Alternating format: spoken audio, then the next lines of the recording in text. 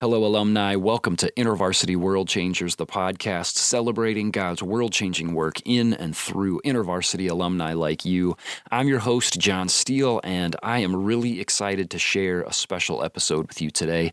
You know, our normal format on the show is to sit down with an InterVarsity alum and enjoy stories of the ways that they get to partner with God in their everyday context. It's pretty autobiographical overall, but today we're doing something just a little bit different. We had the chance to sit down with Love Thy Neighborhood, a really fantastic podcast. It's co-hosted by Jesse Eubanks and Anna Tran, and they are telling stories of what it's like to follow Jesus in a modern context.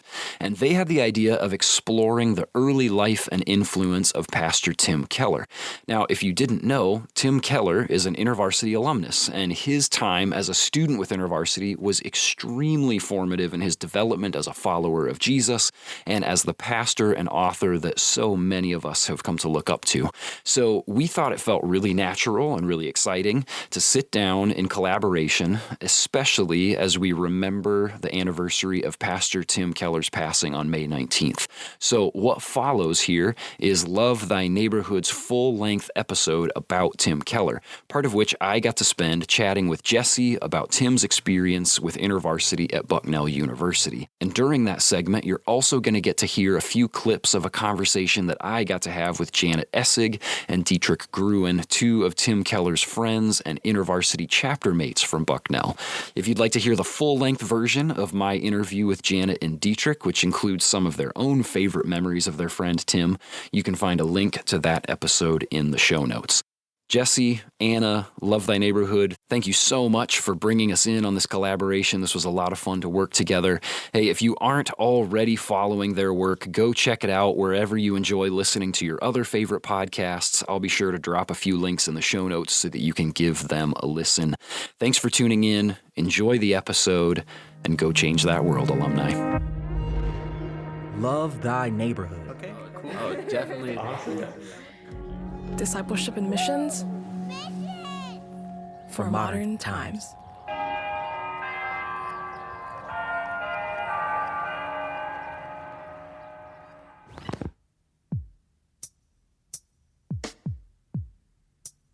In May 2007, Colin Hansen went to the first ever conference of the Gospel Coalition. At the time, Colin was a reporter for Christianity Today, and he was there to cover the conference. But he heard that Tim Keller, the New York City church planter, was going to be there as well. Word about Keller's strategies and teachings had just started to spread, and Colin was eager to meet him for the first time. So, one day after the speakers finished, Colin found Keller, walked up to him, and said, "Hey, I'm working on a book. This was my first book." And then I said, could you help me with this? And he said, "No, not interested in that." Colin was actually investigating the Young Restless Reformed movement, something that Keller really just did not have any interest in weighing in on. But after talking for a few more minutes with Colin, Keller actually shifted a little bit and finally said, "Well, here's my email address. You can email me." And I thought, okay, here's my chance. And Colin really did. He wanted Keller's feedback about his book. So he went home, he thought about what he wanted to say, and then he drafted an email. So I emailed him about 10 questions or so, and he responded with, yes, no, no, yes, no, no. It was useless. So, totally unsuccessful. But some time passed, and Colin actually decided to shoot his shot again, but this time it was going to be about a different set of ideas. It was actually a series of books about faith and cultural engagement. So he sat down, and he wrote another email, and he asked, "Would you like to work with me on this series of books?" And that was the shock. He said yes. And then shortly thereafter, I started working with him at the Gospel Coalition.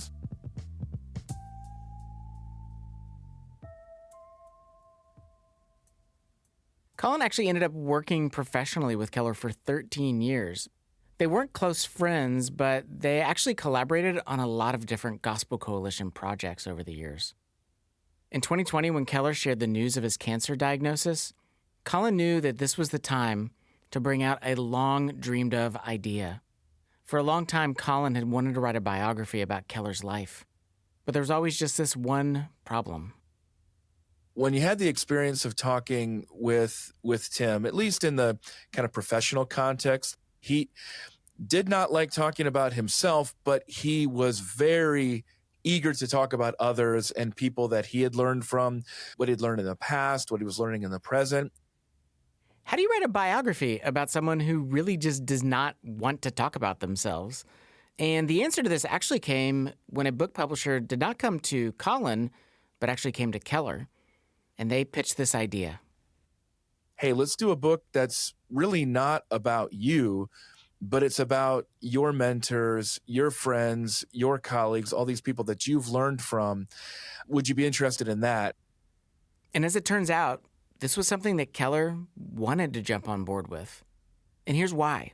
Because if you listen and read enough of Keller's work, you're going to start to notice a common thread.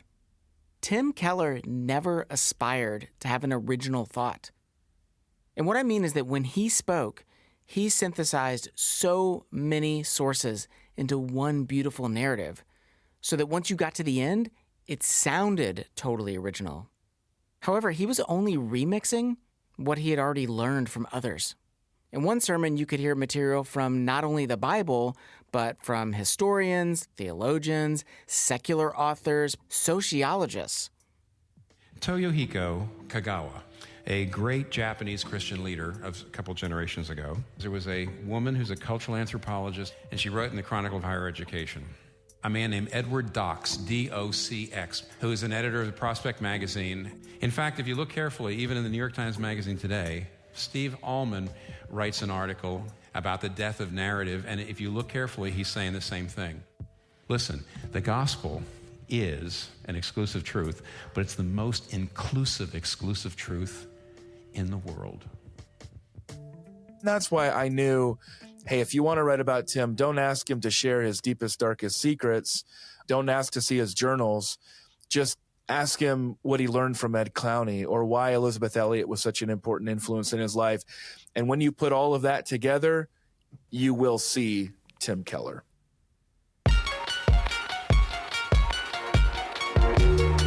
You're listening to the Love Thy Neighborhood podcast. I'm Jesse Eubanks.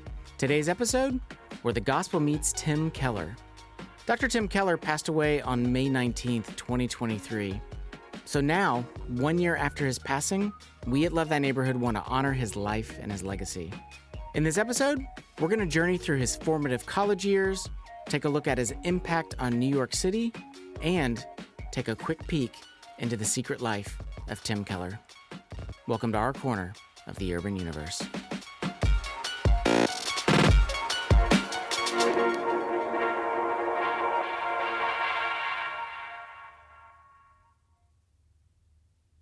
So when we think of Tim Keller, we tend to think of this giant of the Christian faith. And when we think of giants of the Christian faith, we just assume that they have always been Christians. They've always been walking with the Lord. But that was not actually the story at all with Tim Keller. He was not a Christian in his younger years. Now, he grew up around a lot of different expressions of Christianity. His father was Lutheran, his mother was Catholic, and in fact, she would become the champion of their family's spiritual life, taking Keller and his two younger siblings to Sunday worship services each week. However, the fact was that she was extremely strict. She had very, very high expectations, specifically of her oldest son. She was very religious. She expected her son to go off and to sort of make her proud in his religious achievement. Keller grew up in an environment that just had a big emphasis on faith. You know, he spent time memorizing the names of Israel and Judah's kings. He memorized parts of the Augsburg Confession. But the truth is that by the time that he was about to enter college, even though he knew a lot about the Bible, he was still very lonely, and he was actually unsure how to live up to his mother's expectations. There was a lot of tension because he didn't yet really know who he was. That identity was not settled at all, and that bled into his college experience. He was very much still searching for that identity. Keller entered college in 1968, and that was a really big year here in the United States. We've got some difficult days ahead, but it really doesn't matter with me now because I've been to the mountaintop. Senator Kennedy has been shot. He's been shot? It is a policy that believes we can brutalize the North Vietnamese into making concessions at the negotiating table. You know, that was the year that Martin Luther King Jr. was assassinated. The same with Robert Kennedy. The Vietnam War was in full swing. It was during an era of civil rights activism and anti-war movements. It was a really turbulent time.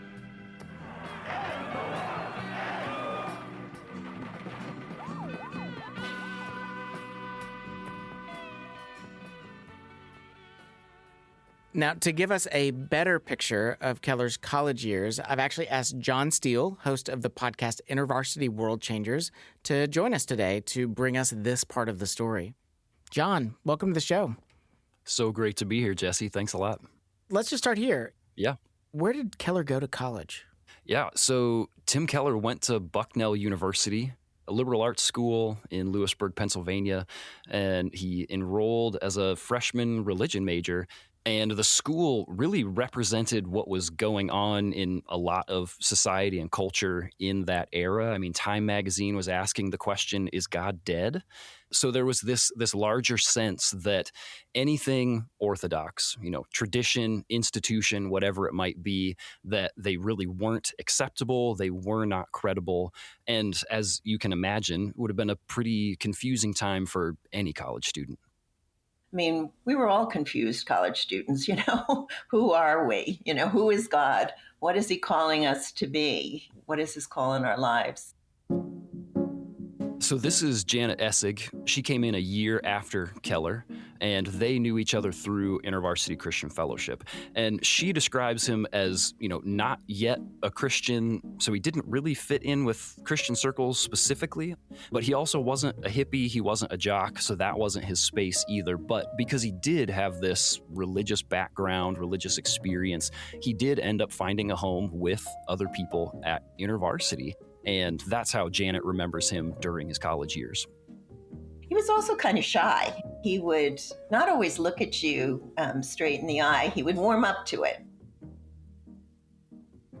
How did he end up really hanging out with Christians? Why did he seek out InterVarsity? What's going on there? Yeah, these were really the only people that he could have a good conversation with around Christianity. These were the people that he could ask the hard faith questions. He could wrestle, he could argue with them. He would ask things like, is there an alternative to the Christian view of eternal judgment? Are the New Testament accounts of Christianity even historically accurate? There was space to sort of talk through and question these things and to still maintain relationship with people. I remember endless conversations with him. He'd come and plop himself in the chair in my room, and we would do this deep dive into the implications of our faith.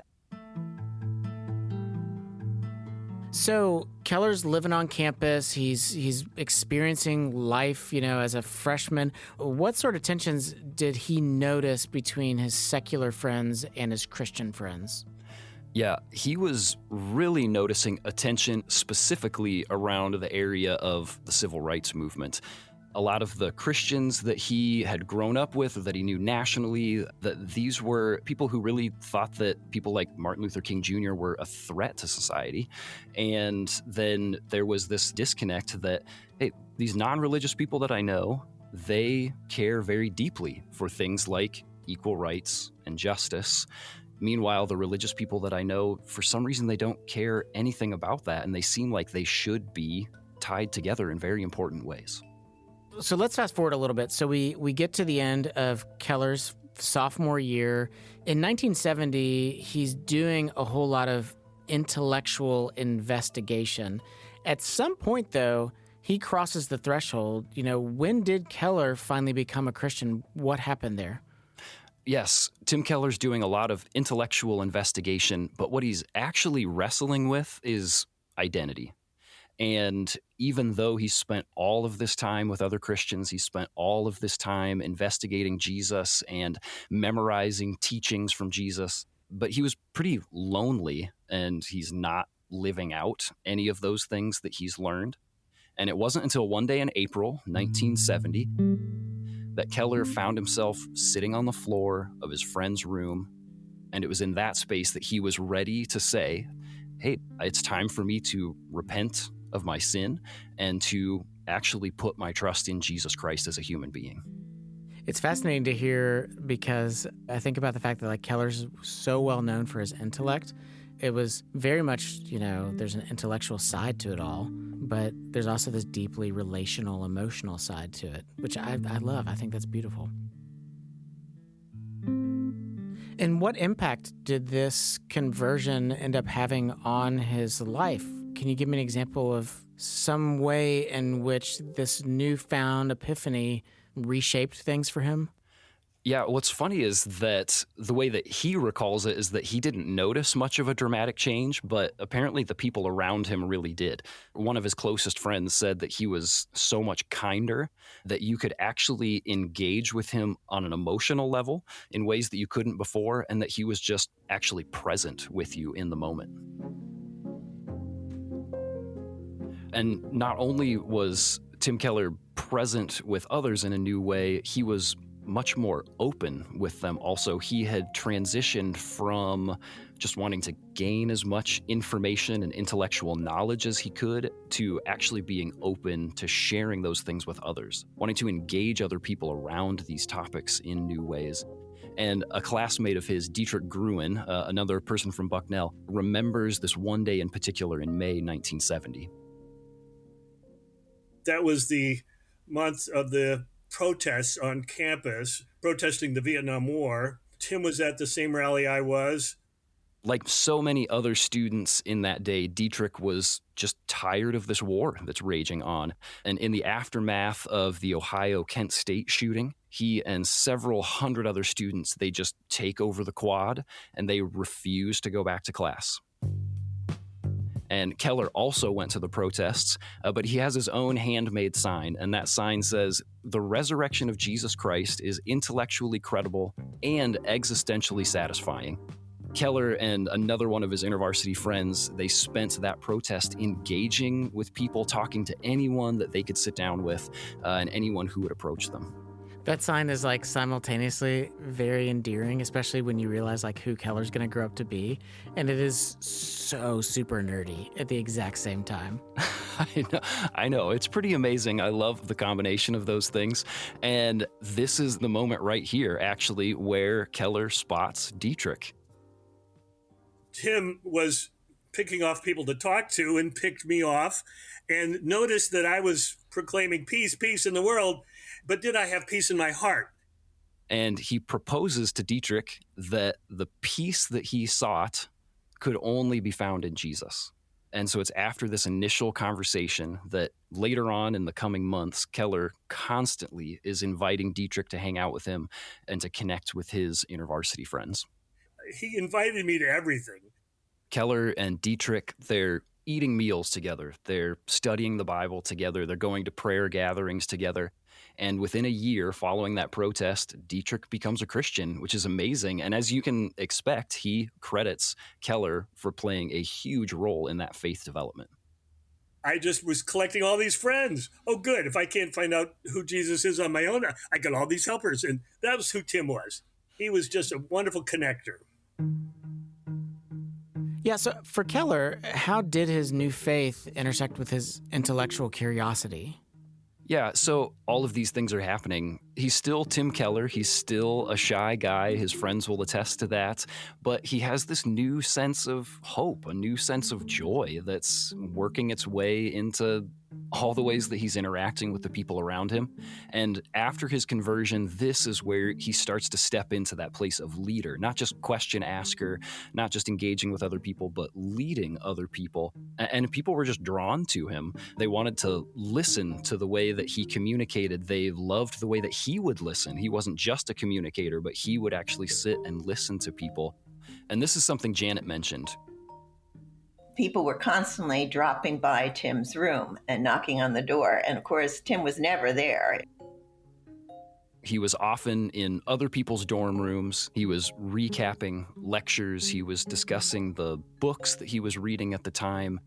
And his appetite for learning, his love for learning these things carried over into the way that he was studying Scripture. And that's in large part because of his engagement with InterVarsity. InterVarsity was known for championing the inductive Bible study method. It's this very methodical, very specific process for studying Scripture. And there was one InterVarsity staff worker in particular, her name's Barbara Boyd. She was instrumental to introducing this to Keller. Barbara was very demanding in a good way. She expected a lot. She wanted a lot for us. Barbara was known for these training courses that she would lead around basic Bible study and how to live your life as a Christian. And one true thing about Barbara was that she earnestly believed that the Bible was key to experiencing God. And actually, in 1971, at this month-long InterVarsity camp, Barbara gave a teaching on the Lordship of Christ. Dietrich was there, and he remembers this moment clearly. There's this one day in particular that Barbara was teaching, and she looked out at the students, and she said, "If you want to invite me into your house and you say, 'Come on in, Barbara, stay out, Boyd,' I wouldn't know what to do because I am Barbara Boyd. In fact, I couldn't even say this half is Barbara and this half is Boyd. So I'll just bring this half in because I'm all Barbara and I'm all Boyd. I'm both. So you either get me all or you get neither of me." And I mean, all of us tend to focus on one aspect of Jesus and wield it for our own self-interests. This was something that Barbara wanted to address directly. Then she turned and said, "If you say, I would like the loving Jesus, I would like the helping Jesus, I would like the Jesus I can ask to help me through the hard times, but I don't want the holy Jesus. I don't want the powerful Jesus. I don't want the Jesus who is great, the Lord Jesus. You get no Jesus at all that way." Think about this for a minute. I have heard, so many Keller sermons where I have heard a version of this, and it's so endearing to think that it goes all the way back to this mentor that he had back in college. Yeah, this is clearly something that he was thinking about. And as you said, he would cite this for literally decades to come.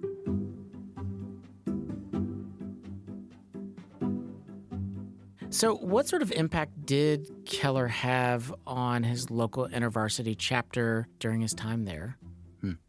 Yeah, Dietrich and I talked about that. Dietrich, who was in the same graduating class as Keller, he said that 80 students come to know Jesus during their junior and senior years at Bucknell.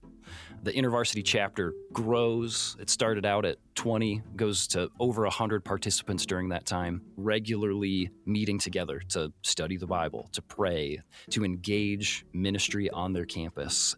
And so by the end of that time, it's incredibly clear that God was already preparing him for decades of ministry that would come after.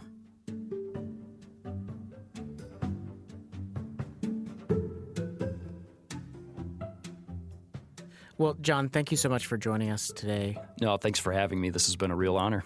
Okay, so make sure to check out John Steele's podcast, InterVarsity World Changers. You can get it wherever it is that you listen to podcasts.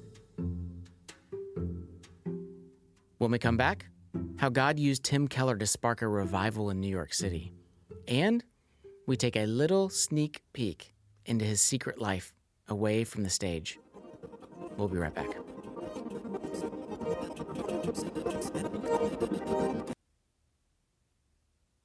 Love Thy Neighborhood podcast, Jesse Eubanks.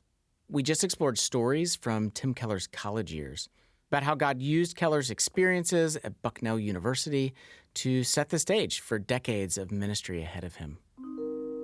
So today, in many ways, Keller's best known for his church planting in New York City. But before his rise to fame, a lot happened.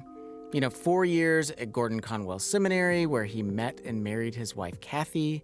Then he spent 9 years pastoring a small church in Hopewell, Virginia, once known as the, quote, chemical capital of the South. Along the way, he and his wife, Kathy, had 3 sons. And then at 34, Keller accepted a role as a professor at Westminster Theological Seminary. And he didn't just teach at the seminary. He and his family dove into mercy ministry as Keller wrestled with questions about how do we apply the gospel to help our neighbors in need here in this city. And then in 1987, Keller gets approached with this idea. Hey, what if you help plant a church in New York City? And Keller immediately turns down the idea. He actually spent a whole bunch of time going around trying to find other people to fill that role, but person after person says no. And honestly, it was for understandable reasons. But the story of what drugs are doing to our city, the story of a war being fought and lost on a lot of fronts by countless New Yorkers. The first of 13 cops charged in the scandal at the 77th precinct went on trial today. The man sitting in the back of this car is 37-year-old Bernard Getz. He says he is the subway shooter. You know, just like the other people that Keller asked to lead a church plant in New York City, it was just out of the question for him as well. I mean, how could he raise kids there considering how high the crime was? How could a church accommodate the incredibly high cost of living? Why would he forfeit a job that he loves as a professor? But there was also a deeper reality. Then he said, the reason was I didn't think my prayer life could sustain the challenge. I was not ready spiritually to be able to do it. That's what I was afraid of. The bottom line is that Keller was afraid. He really did not want to go, and he did not want to put his family in that situation. You know, on top of the difficulties of city living, it just seemed like people in New York City didn't care about God. And in fact, most churches in New York City were not thriving.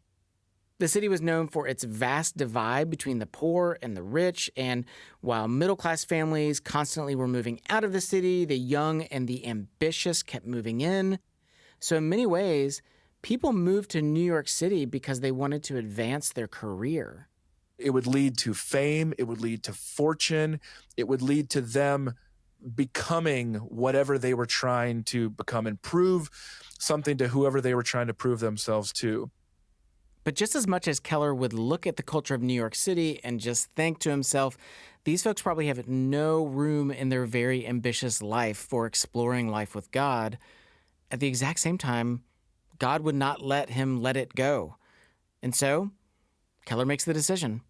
He's going to move to New York City, and he's going to become a pastor. And of course, being a pastor in New York City means you're going to be pastoring New Yorkers. I just wanted to be able to sustain myself, have a modicum of success, and have fun. And of course, I wanted success, but success to me really was tethered to my relationship and my sustainability in New York City. So this is Christina Stanton. In 1993, after college, Christina packed her bags. She left Tallahassee, Florida, and eagerly moved to New York City. She was a theater performer, and by New York standards, she was actually pretty successful. Within a year of her move, her acting jobs led her to perform internationally, doing regional theater, working on cruise ships, even performing with an opera company. Now, she wasn't a household name, but she was making it in New York City. She was exactly the type of person that Keller was hoping to reach. And so producer Anna Tran is here to share the rest of Christina's story. Hey. Hey. So in 2000, Christina, she really had it all. Social status, success. She had also just met and married her husband. We're considered one of Match.com's longest married couples in its history. Oh, that's funny. Yeah. That's great. As soon as they were married, they got a new apartment together in New York's financial district, which is where her husband worked. It had this wonderful terrace, and it was 800 square feet, which is actually a pretty big one bedroom in Manhattan. And I just felt like we had the world at our feet. So if they were living there in 2000, then I'm going to guess that they were also living there in 2001, which would mean September 11th, they were probably in the city. Can you tell me what their experience of September 11th was like? So the morning of September 11th, New York City is business as usual, but it's that morning, Christina is in bed, her husband was awake. I was still asleep. And then he hears this loud boom. A plane just what? together? It was. Like a World Trade Center. The impact of the first plane hitting the North Tower shook our building. They're only about 5 blocks away from the Twin Towers because they live right in the heart of the financial district. They're on the 24th floor of their apartment building. And my husband knew something had happened. So he came and shook me awake. And she also joins him out on the terrace, and they're watching all of this unfold. You know, ambulances start rushing towards the towers, cop cars, fire trucks, people crossing the highway. There were flames coming out from either side of the North Tower. And so as they're watching this, then all of a sudden, right over my right-hand shoulder, the second plane came, went right in front of me, and then turned in what I would call an 8 o'clock and 2 o'clock. And so they see the plane flying towards the second tower and hit it directly. What are those people going to do? And the shock waves of this plane actually blew us back into our apartment and knocked me out on the floor. And I woke up with my dog jumping on me. After she comes to, she and her husband immediately know that they have to get out of their apartment building. They leave their apartment building and start running down the stairs. I realized once we had gotten outside that I had no shoes and I was wearing my pajamas. Right by their apartment was a park. It's called Battery Park. Just realized that the Twin Towers are over like 1,000 feet high. It was the tallest building in the world at one point. And so these towers are collapsing. You can see the two towers, a huge explosion now, raining debris on all of us. We better get out of the way. We were running around trying to breathe in a big dust cloud. You know, there's hundreds of people running around. In the midst of all this chaos, her and her husband actually stop to catch their breath. They look at each other, and her husband actually, who grew up Catholic, he starts to pray the Lord's Prayer. And I just remember looking at him as he was praying and realizing that this might be some of our last moments on earth. And here I am at 32 years old. He was 35. We had just gotten married. As I looked around Battery Park, and there were people who were bloodied and lying on the ground, and it just seemed like a hell. Am I going there? I do also remember thinking, well, all the Broadway dreams and aspirations, all the fun, what does all that get me now when I'm about to potentially die? What does all this mean? And it meant nothing.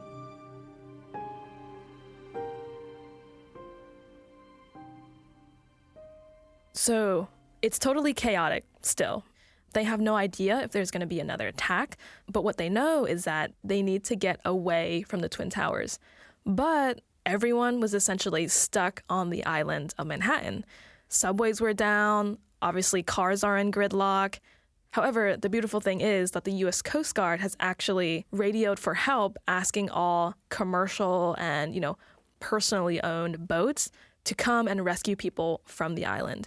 Thousands of people end up being evacuated from Manhattan by boat, and Christina and her husband, they were part of that group.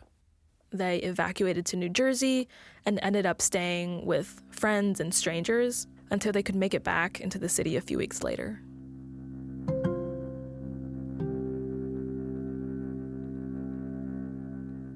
So after a few weeks, she comes back into the city. She, along with many other people, they have experienced something traumatic. She has this sort of PTSD response. I was like this walking manic person. I couldn't sit, I couldn't sleep. I was shaking. I was walking up and down the streets, going to different memorials. The whole city was a funeral for weeks afterward. Subway lines were down, schools were closed, grocery stores were closed. I'd never been homeless or in a situation where I had nowhere to go. I found that very discombobulating. So at this point, Tim Keller had already launched Redeemer Presbyterian Church, the church that he started. They had been around for 12 years already, and hundreds of people actually have already been attending. And so when 9/11 happens, it's a pretty monumental moment, not just for the city, but the entire nation. People are watching this from different states, and they really want to help. So people start donating to a lot of different organizations in the city. And Redeemer, they happened to be one of those organizations. People were giving money so that they could distribute it to anyone in need. So one day, Christina has a friend who actually goes to Redeemer. So she told me to go to the church to apply for some of this assistance that had come in from throughout the world. And I said, no, I don't go to church there. Christina doesn't think that she needs the help because she's not physically injured. She hasn't lost anyone immediately close to her from the attacks. I was questioning whether we were considered a victim or not. You know, there were people who died. But she is having a rough time. So she eventually, at the end of the month, decides to go to Redeemer and ask for help. She goes into the building of the church and meets with these two ladies. They wait and talk for about 5 minutes, and then they just write her a check then and there. So she leaves their office, check in hand, money was given to her. They didn't ask if I was a Christian. They didn't ask about church attendance, history. I didn't get any intrusive, let's say, follow-up calls in the aftermath. Oh, come to Redeemer. It was just pure and simple money. So after Redeemer pays all of her bills in full, this kind of gives her some cognitive dissonance. Faith for her was out of the picture by the time she got to New York. And so having this church help her out with no strings attached was pretty weird for her. A few months later, she and her husband go to stay with family in Tallahassee just to reset and get away from the city. But once they came back a couple months later, I was really wanting to find out more about this church, and so was my husband. So they visit, they experienced a lot of care and found a place where other New Yorkers were looking for meaning. People who wanted more out of their lives than just their jobs and personal aspirations. So we got plugged in pretty immediately. And so they kept going back week after week. Each week that they came, they experienced more community. The sermons that Keller was preaching were really convicting for them. In a lot of ways, almost every aspect of their lives starts revolving around this church. And in fact, Redeemer was also looking for someone to work in their finance department, and Christina's husband, who works in finance, applied for the job and ended up working there.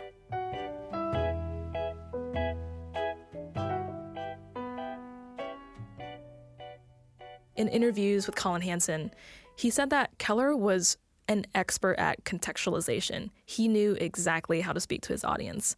So when it came to New Yorkers, the thing that was getting in the way of their life with Christ was idolatry.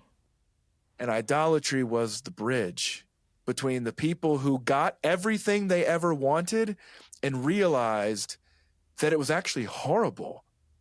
You see, as we read the scripture here, we see that the things that the Bible talks about, which are greed or sexual immorality and so on, are really idols, you see. For example, covetousness, greed, is called an idol. Keller knew that the city attracted certain types of people, high achievers, people who are highly ambitious, very driven. And so in the midst of their dream chasing, a lot of people, once they started hearing Keller's preaching, they started to realize that they were becoming horrible people. And they were watching their dreams die. And all those idols of success and money and fame were just crashing down on them.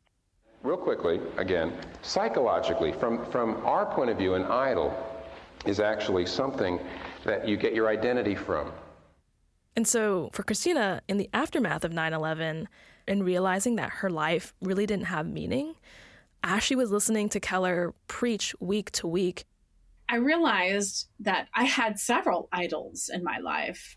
An idol was New York City itself, that it was just this cool place and I was a cool cat for living in it. Any interaction that she had, any career move that she made was in service to her ambitions, and it was all about using the city for her own personal interests. An idol was my Broadway aspirations. An idol might have even been my new husband. What Keller did was that when he preached week to week, he would give his church members a vision for how to live differently, presenting that living for individual fulfillment will actually lead to death. But instead, if you submit to Jesus, he'll actually show you that sacrificial living seeking the peace and flourishing of your city, that's actually the thing that's going to give you meaning and an abundant life. And that made a lot of sense to me, that instead of using the city for my own personal gain, I was placed there to serve others. I was like a vessel that Christ could use to redeem and restore the city.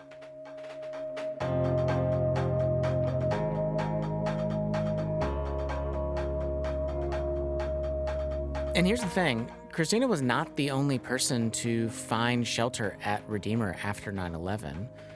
September 16th, that's the Sunday immediately after 9/11, church attendance at Redeemer skyrocketed. Normally it was 2,800 people, but that Sunday, 5,400 people showed up. And that was also the Sunday that Keller ended up preaching what would become one of his most famous sermons. Jesus is the perfect counselor. He will always give you what you need. If you need truth, if you need tears, he'll give it to you the day you need it. He'll give it to you in the dosage you need it. He'll give it to you in the order you need it, because he's the only perfect counselor there is. So you need to go to him.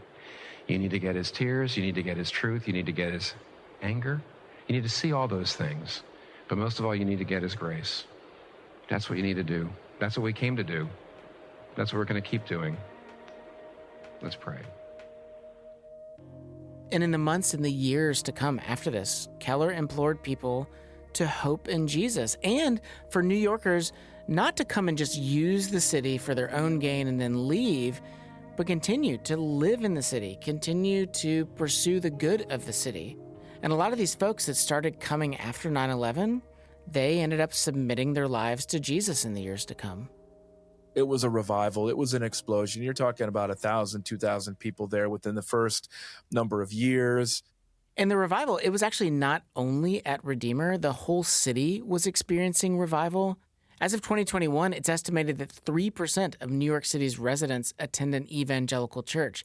And I know you hear 3% and you think like that sounds like nothing, but it actually means that evangelical church attendance tripled since 1990. Redeemer was not the only church seeing an influx of new believers. Other churches in the city were as well. And listen, Tim Keller and Redeemer Presbyterian Church, they were a big part of it. But this was not just about Keller. Keller was in service to something much bigger, something supernatural. Sermons could be preached and small groups organized. Follow-up conversations could happen with people. And yet without the Spirit, didn't matter. The analogy Tim always used with all kinds of things was, we collect the wood and we put it in a pile, and we pray that the Lord would bring fire. So he was just a wood collector in that sense. A lot of people at Redeemer have emptied out into these neighborhood churches, which is only a good thing. Now, there's so many wonderful, vibrant churches with wonderful, vibrant pastors that I feel that the Christian community is not a bubble. It's permeated the city.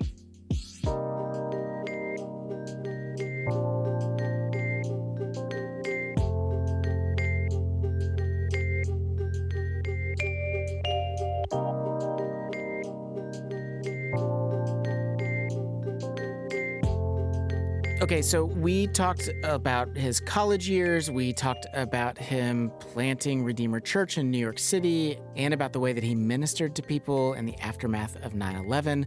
There are so many other things about his life that we could explore. We could talk about how he responded to his cancer diagnosis.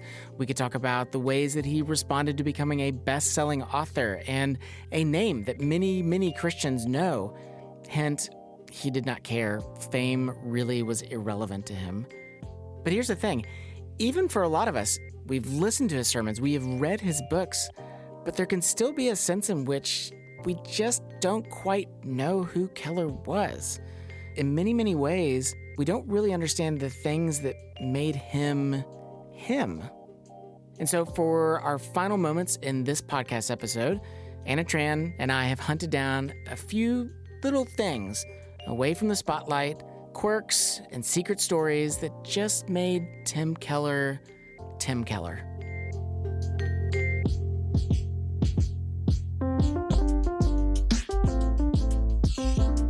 Okay, first up, When Keller passed away, a lot of people on Twitter shared some of their favorite Tim Keller memories and moments. So this guy, Brian Parks, he's a pastor. One time he heard Keller preach, and at some point he was able to get a hand on Keller's sermon notes. And so, Jesse, I'm going to show you this photo, and then you can describe it to listeners, and you'll see why I think this is fascinating. Okay. All right, so this is Keller's sermon notes. I don't even understand what I'm looking at. Yeah. It is crazy. Can you describe it? Just give listeners a little description. So first off, it is all on one page, one piece of paper, in almost every possible space where like a computer character could be typed. A computer character is typed. It is wall to wall all over this sheet. And here's the other thing. It looks visually almost like one massive, gigantic run-on sentence. But when you look at it closely, it's literally like very few even full sentences. In fact, there's not even a lot of words. It looks like he takes out the vowels as often as possible. Almost like every other word is circled, and that circle extends to something in the margin where he writes a little note. The whole paper is just covered in like blue pen. It really almost reads if you were doing like a scavenger hunt and you had to decipher like a really strange clue. Yeah, it feels like it needs a cipher, to be decoded. Okay, can we put a link to that in our show notes? For sure. Okay. Yeah, listeners, if you want to see that, check it out. It's worth it. Okay, another one. This woman tweeted that when she went to Redeemer, one time she asked Keller if he spoke Elven. She knew that he was a fan of Lord of the Rings, but he quickly corrected her and saying, sorry, it's not Elven, it's Elvish. And then he, started speaking Elvish to her, and it was a great moment. That's like next level geek stuff. Yeah, big dork right there. Do you know that his nickname among pastors was Gandalf? Oh no, like they would refer to him as Gandalf. Yeah. I think that is very, very fitting. I heard somebody ask Keller once, how many times have you read Lord of the Rings? And his answer was, I'm always reading Lord of the Rings. Nice. Okay, here's another one from a guy named Glenn. He tweeted the story. Years ago, he was at a preaching conference, and Keller was there to speak. And so at the Q&A time, he goes up to the mic, he asks a question, and, Keller is actually pretty confused. Glenn is also confused as well. There's just a lot of, misunderstanding in what Glenn's trying to ask. Like Glenn's question is not very clear. Yeah, so it's awkward. And so time runs out. Everyone is dismissed to go get coffee. But as everyone's leaving, Keller points to Glenn, beckons towards him, just a kind of like finger point. Like, hey, come on over here. Yeah. And then he asks Glenn, hey, I want to understand you. Tell me again what you were trying to communicate. Wow. Yeah, he individually called this guy out when he could be taking a break just so he could understand. Wow, man. And that's one of the things that like really struck me after Keller's passing is there was like this eruption all over the internet of people telling these little stories of Keller doing exactly that. Like, hey, help me understand. How can I help you? How can I assist you? And it was all of these like very normal day-to-day people that he was connecting with. Like it was not celebrity stuff. So he had like this incredibly gigantic brain. We all know that, but he had such a huge heart too. Yeah, I remember hearing a little story. A guy who pastored a small country church had no business and had no desire to visit New York at all, but he really loved Keller's work. So he emailed Keller, and then this was actually as Keller was, dealing with his cancer diagnosis. So this guy's in his office one day, and his phone rings, and it's Keller. And they end up talking for about 2 hours just about pastoral ministry, and, he gets to pick Keller's brain. And it's so sweet, too, because even though we think of Keller as the New York City guy, he was also a small rural church guy. Mm-hmm. And so how sweet is that? That's like so wonderful. Yeah. Okay, so also David Brooks, he is a columnist with the New York Times. So he and Keller were actually a part of the same book club for years, which feels on point. Yeah, that feels kind of intimidating, too, to be in a book club with Tim Keller. Seriously. So they would do this book club on Zoom, and he said a lot of times that, they would read the book, and then people would ask questions, and, no one would want to talk until Keller went first so that they would have, what's going to be said here? But the reality is that he often would not go. He would just sit and he would just listen because he really wanted to hear the thoughts and the opinions of everybody else in the group. yeah, listening is one of the key characteristics that people just like repeatedly say. That was who Tim Keller was. He listened so much before he responded. And I think it's because of him listening so much that he was able to respond so thoughtfully. Mm-hmm. Okay, we're saying all of this, but also there's another one that we should recognize. Colin Hansen actually said that, he was doing interviews and research for his book, the biography about Keller's life. And Keller's staff would actually tell him flat out, like, do not make him out to be a saint. He made some of us so angry. So angry. Okay, what's he mean by that? They said that, like, yes, he was a great pastor. And yes, he was an incredible speaker. And yes, he was so relational and loved people. And he was a horrible manager. They said, like, his administrative skills were just the worst and made everybody's life so difficult at times. That was not his gifting. No. Yeah. I mean, I think about the picture that I showed you. It was, like, so chaotic. Right. Somehow he made sense out of his individual mind palace. Yes. But I can see how that would not work for everyone. Right. Okay, so last one, really saving the best for last here. Yeah. This is like one of my favorite things. This is my favorite too. Okay, Keller was a part of this thing called Hope for New York. It was a mercy ministry that Redeemer Presbyterian Church had, and in 2016, it was their 25th anniversary. So the MC of that event decided to do a little play on carpool karaoke. He goes and he picks up Keller, and Keller gets in the car, and they're having all these conversations, and then all of a sudden, they turn on music from the Music Man, and Keller goes for it. Like, he goes for it. Yeah. Trouble, trouble, trouble. Mothers of River City, heed that warning before it's too late. Telltale signs of corruption. The minute your son leaves the house, does he rebuckle his knickerbockers below the knee? Is there a nicotine stain on his index finger? A dime novel hidden in the corn crib? Is he starting to memorize jokes from Captain Billy's Whiz Bang? Are certain words creeping into his conversation? Words like swell and so's your old man. Well, if so, my friends, we got trouble. It is got trouble. Right here in River City. Right here in River City. The capital P rhymes with P, and that stands for pool. That stands for pool. We surely got trouble. Oh, we got trouble. River City. Right here. Remember the Maine, Plymouth Rock, and the Golden Rule. Our children surely got trouble. Oh, we got trouble. Oh, right That's here. terrible trouble. That game with the 15 numbered balls is the devil's tool. We got trouble. We got trouble. With a T. That rhymes with P. That rhymes with P. That stands for pool.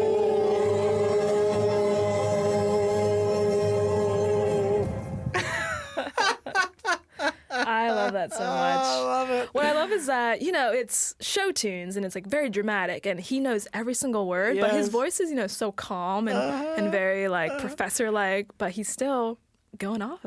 It's wonderful. So good.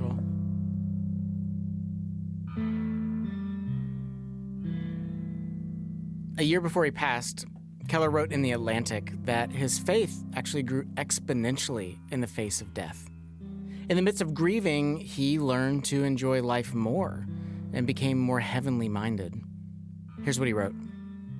I can sincerely say without any sentimentality or exaggeration that I've never been happier in my life, that I've never had more days filled with comfort. But it is equally true that I've never had so many days of grief. One of our dearest friends lost her husband to cancer 6 years ago. Even now, she says, she might seem fine, and then out of nowhere, some reminder or thought will sideswipe her and cripple her with sorrow.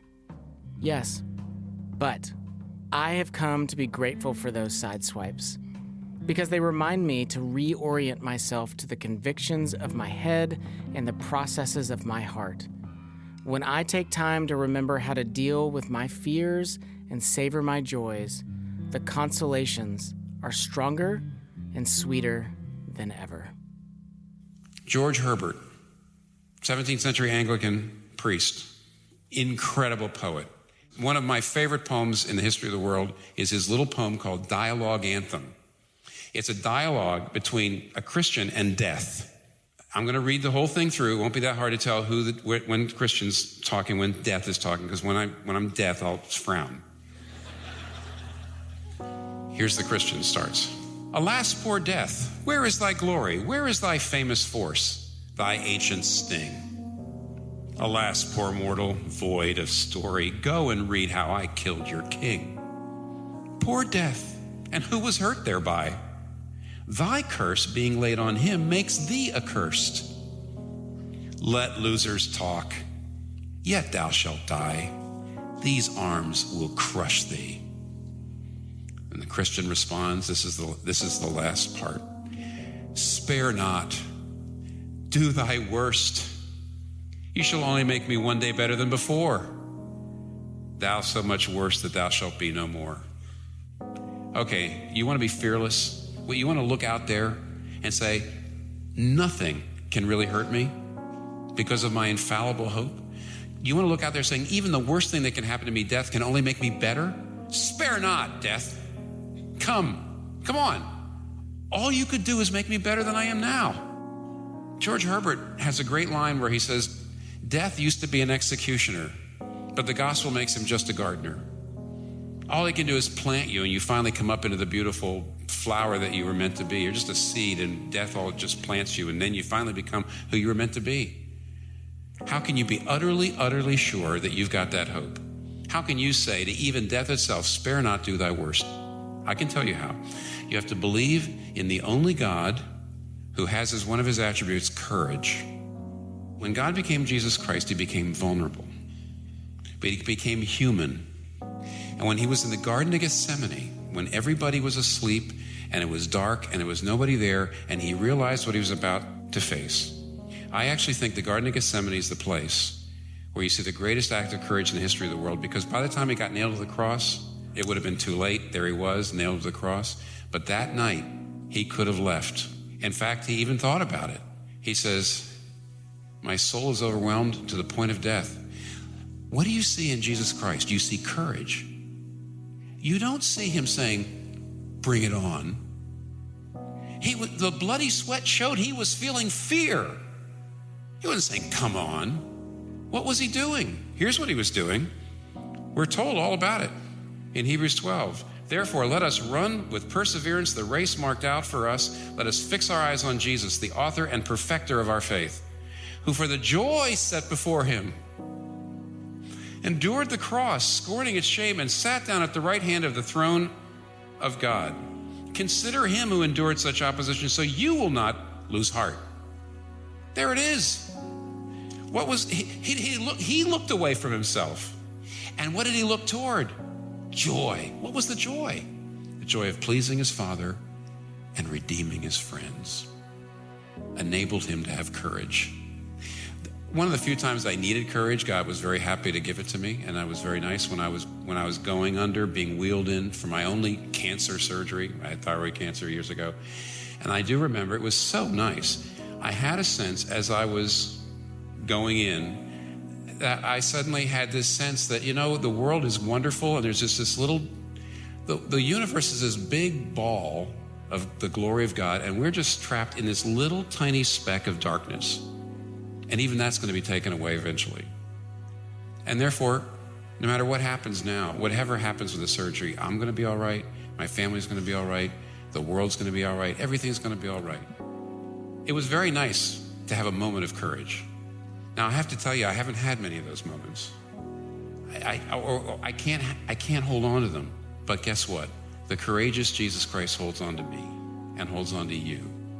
And if you look at him until the joy of what he accomplished through his courageous act, by looking at the joy of what is now there for you, you'll face whatever you have to face.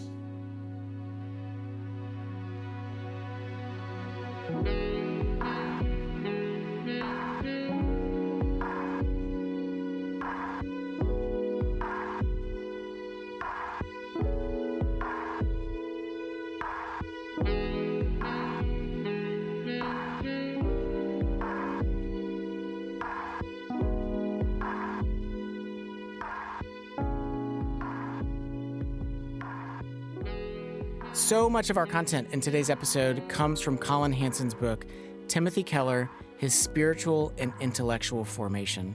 If you want to know more about the life of Tim Keller, there's so much that we just could not cover here. please go pick up that book wherever it is that you buy good books.